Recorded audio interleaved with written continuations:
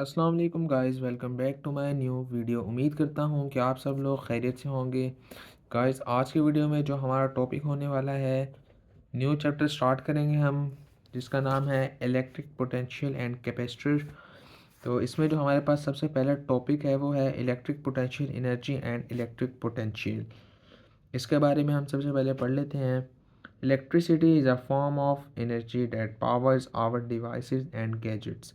Electric circuits usually use electrical energy and transfer it to other forms like heat, light।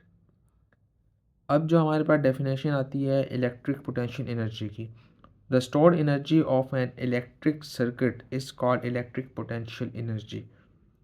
इसकी example हमारे पास है, we know that great amount of electrical energy can be stored in batteries, are transmitted cross country through power lines, and can be used as high hundreds of thousands of volts. Energy and voltage are two different quantities. A motorcycle battery, for example, is small and would not be very successful in replacing the much larger car battery, yet each has same voltage. Here we will examine the relationship between voltage and electrical energy and begin to explore some of the many applications of electricity।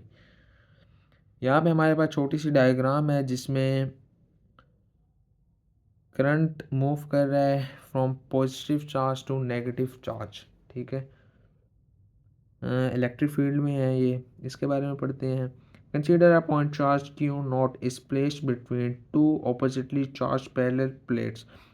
Force F is applied by the charge q naught in the electric field. इसका हमारे पास जो formula बनेगा वो होगा F is equal to q naught E. ठीक है, if the charge q naught is allowed to move freely in an electric field, it will move from positive plate to negative plate and acquire kinetic energy. If the charge is moved against the electric field, energy is required।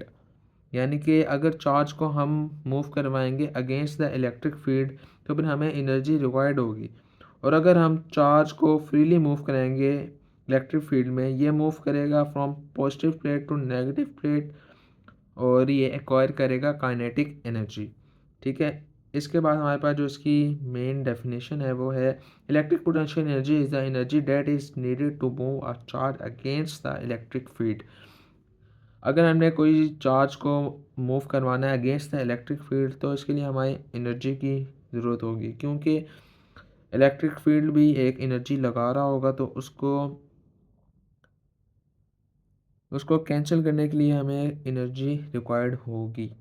ठीक है, one needs more energy to move a charge further in the electric field but also more energy to move it through a stronger electric field.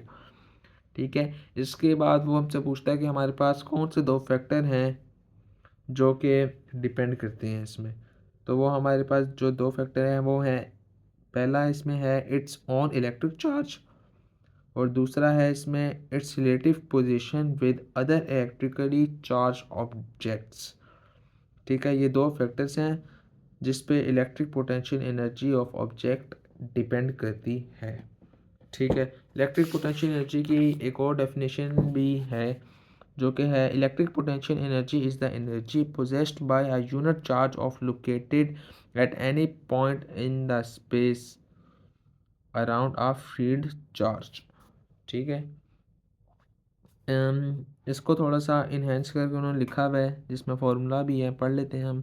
The change in potential energy delta U of charge Q naught is equal to the work done by the force in carrying the charge Q naught from point B to the point A against the electric field।